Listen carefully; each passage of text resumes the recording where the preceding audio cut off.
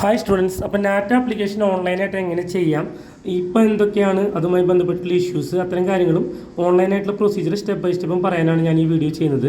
പെട്ടെന്ന് കിടക്കാം. ഗൂഗിൾ ചെയ്തിട്ട് നാറ്റയുടെ ഒഫീഷ്യൽ വെബ്സൈറ്റിൽ ക്ലിക്ക് ചെയ്യുക. അതിനുള്ളിൽ നാറ്റ 2023 രജിസ്ട്രേഷൻ എന്ന ലിങ്ക് ഉണ്ട്. അത് ക്ലിക്ക് ചെയ്തതിന് ശേഷം നാറ്റ 2023 രജിസ്ട്രേഷൻ എന്നുള്ള ഈ ഒരു പോർട്ടലിലേക്ക് എത്രയും പെട്ടെന്ന് പോവുക. നമ്മൾ പുതിയൊരു രജിസ്ട്രേഷൻ ആയതുകൊണ്ട് ന്യൂ രജിസ്ട്രേഷൻ സെലക്ട് ചെയ്യാം.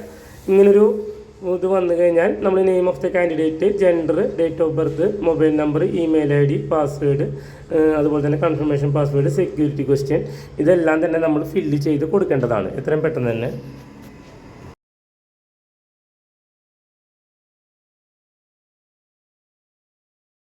വൺസ് നമ്മൾ ആ പേജ് സബ്മിറ്റ് ചെയ്ത് കഴിഞ്ഞാൽ നമ്മളെ കൺഫേം എന്ന് പറഞ്ഞാൽ നെക്സ്റ്റ് പേജിലേക്ക് പോകും. അപ്പോൾ അതിൽ നമ്മൾ നമ്മുടെ fathers name, mothers name, guardians name, അതുപോലെ തന്നെ കാറ്റഗറി ഏതിലാണ് നമ്മൾ പെടുന്നത്, ഏതൊക്കെ ദിവസത്തിലെ ടെസ്റ്റുകൾക്കാണ് നിങ്ങൾ അപ്പിയർ ചെയ്യാൻ പോകുന്നത്, ഇതൊക്കെ നമ്മൾ ഈ പേജിൽ ഫില്ല് ചെയ്ത് കൊടുക്കേണ്ടത്. അപ്പം ഞാൻ കേരളത്തിലെ കുട്ടികളോട് പറഞ്ഞിരുന്നൊരു കാര്യം എന്ന് വെച്ച് കഴിഞ്ഞാൽ ഫസ്റ്റ് ടെസ്റ്റും സെക്കൻഡ് ടെസ്റ്റുമാണ് നമ്മൾ കൊടുക്കേണ്ടത് എന്നുള്ളതാണ്. കാറ്റഗറി ഏതാണെന്നുള്ളത് കറക്റ്റായിട്ട് നിങ്ങൾ ഇവിടെ തന്നെ കൊടുക്കാനായിട്ട് ശ്രമിക്കുക. അപ്പോൾ വൺസ് ഇത് ഫില്ല് ചെയ്ത് കഴിഞ്ഞ് കഴിഞ്ഞാൽ നമുക്ക് 2 ടെസ്റ്റാണ് സെലക്ട് ചെയ്യണത്, അല്ലെങ്കിൽ ഒരു സിംഗിൾ ടെസ്റ്റാണ് സെലക്ട് ചെയ്യണത്. ആ ടെസ്റ്റിൻ്റെ ഡേറ്റ്സും പിന്നെ first test 21 April, second test 28 May, അങ്ങനെയൊക്കെ നമുക്കിവിടെ വളരെ ക്ലിയർ ആയിട്ട് തന്നെ മെൻഷൻ ചെയ്ത് വരുന്നതാണ്. അതിനുശേഷം nationality, place of residence, Aadhaar card number, ID proof മുതലായ കാര്യങ്ങളെല്ലാം നിങ്ങൾക്ക് ഫില്ല് ചെയ്ത് മുന്നോട്ട് പോകാവുന്നതാണ്. അടുത്ത വളരെ ഇമ്പോർട്ടൻ്റ് ആയിട്ടുള്ളൊരു കാര്യമാണ് choice of test centre for test 1ഉം choice of test centre for test 2ഉം. അപ്പോൾ നിങ്ങൾക്ക് നിങ്ങളുടെ വീടിൻ്റെ അടുത്തുള്ള 3 പ്രിഫറൻസുകൾ അതിനുള്ളിൽ കൊടുക്കാവുന്നതാണ്. അപ്പോൾ നമ്മൾ തൃശ്ശൂർ, എറണാകുളം, ട്രിവാൻഡ്രം, അങ്ങനെ നമുക്ക് അവൈലബിൾ ആയിട്ടുള്ള ടെസ്റ്റ് സെൻറ്റേഴ്സുകളെല്ലാം തന്നെ അതിൻ്റെ ഭാഗമായിട്ട് നിങ്ങൾക്ക് കൊടുക്കാവുന്നതാണ്. ഇതിന് ശേഷം നിങ്ങളുടെ 10ാം ക്ലാസ്സിൻ്റെയും +2ൻ്റെയും പെർസെൻറ്റേജ് എൻ്റർ ചെയ്യാന്നുള്ളൊരു സെഷനിലേക്കാണ് വരുന്നത്. ഓക്കെ, നാറ്റയിലെ മിനിമം എലിജിബിലിറ്റി ക്രൈറ്റീരിയ നിങ്ങൾക്ക് ഉണ്ടായിരിക്കണം എന്നുള്ളതാണ് ഇതിൽ വളരെ ഇമ്പോർട്ടൻ്റ് ആയിട്ടുള്ളൊരു കാര്യം. എന്നാൽ കൂടി നിങ്ങൾ നമ്മുടെ year of passing, total marks secured, roll number, ഇതൊക്കെ നിങ്ങളുടെ SSLC ബുക്കിലൊക്കെ ഉണ്ടാവുന്ന കാര്യങ്ങളാണ്. അതൊന്നും കൂടി ഒന്ന് എടുത്ത് വളരെ ക്ലിയറായി നോക്കി ഫില്ല് ചെയ്യേണ്ടി വരും.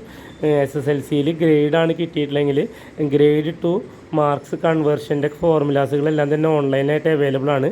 ഇല്ലെങ്കിൽ ഞാൻ തന്നെ വരും ദിവസങ്ങൾ അതുമായി ബന്ധപ്പെട്ടിട്ടുള്ള വീഡിയോസ് ചെയ്യാവുന്നതാണ്. ഓക്കെ, എന്തായാലും നിങ്ങൾ 10ാം ക്ലാസ് ഡിപ്ലോമ ചെയ്തിട്ടുള്ള കുട്ടികൾക്കാണെങ്കിൽ ഡിപ്ലോമ വെച്ചിട്ട് വേണമെങ്കിൽ സെലക്ട് ചെയ്യാം. അതല്ല +1 +2 പഠിച്ചിട്ടുള്ള കുട്ടികളാണെങ്കിൽ +2 ബോർഡ്സ് വെച്ചിട്ടും സെലക്ട് ചെയ്യാം. അപ്പോൾ ബോർഡ് ഓഫ് ഹയർ സെക്കൻഡറി കാര്യങ്ങളൊക്കെ അതുമായി ബന്ധപ്പെട്ടിട്ട് കറക്റ്റായിട്ട് നോക്കി ചെയ്യാം.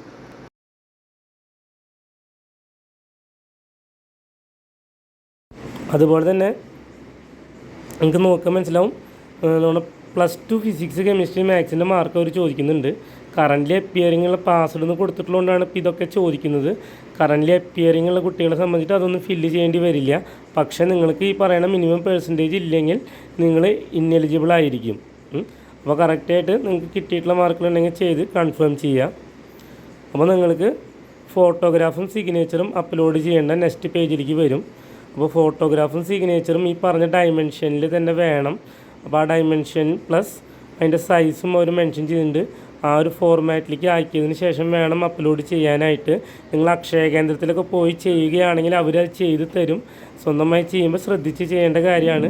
വൺസ് നിങ്ങളുടെ ഫോട്ടോഗ്രാഫും ഇതും അപ്ലോഡ് ചെയ്ത് കഴിഞ്ഞാൽ ഇത് അപ്ലോഡ് ചെയ്ത് കഴിഞ്ഞാൽ അവർ പറ്റാത്ത കേസുകളാണെങ്കിൽ അവരത് പറയും. അപ്പോൾ പറ്റാത്ത കേസുകൾ എല്ലാം ആണോ എന്ന് നോക്കിയിട്ട് വേണം കറക്റ്റായിട്ട് അപ്ലോഡ് ചെയ്യാനായിട്ട്. ഓക്കെ, വൺസ് ഇത് അപ്ലോഡ് കംപ്ലീറ്റ് ആയിക്കഴിഞ്ഞാൽ നമുക്ക് നെക്സ്റ്റ് പേജിലേക്ക് പോകുന്നതിന് മുമ്പ് എഗെയിൻ ഒരു കൺഫർമേഷൻ അവർ ചോദിക്കുന്നതായിരിക്കും. ഡീറ്റെയിൽസ് എല്ലാം ഒന്നുകൂടി ക്രോസ് ചെക്ക് ചെയ്തതിന് ശേഷം അഗ്രി കൊടുക്കുക. അപ്പോൾ ഫൈനലായിട്ട് നിങ്ങൾക്ക് ഫീസ് എത്ര എമൗണ്ട് പേ ചെയ്യണമെന്ന് അവിടെ കാണിച്ചിട്ടുണ്ടാവും. പേയ്മെൻറ്റ് ഓപ്ഷൻസ് ഇതുവരെ അവൈലബിൾ ആയിട്ടില്ല. അത് എത്രയും പെട്ടെന്ന് തന്നെ അവൈലബിൾ ആവും എന്നാണ് അവർ പറയുന്നത്. അപ്പോൾ thank you for watching this video.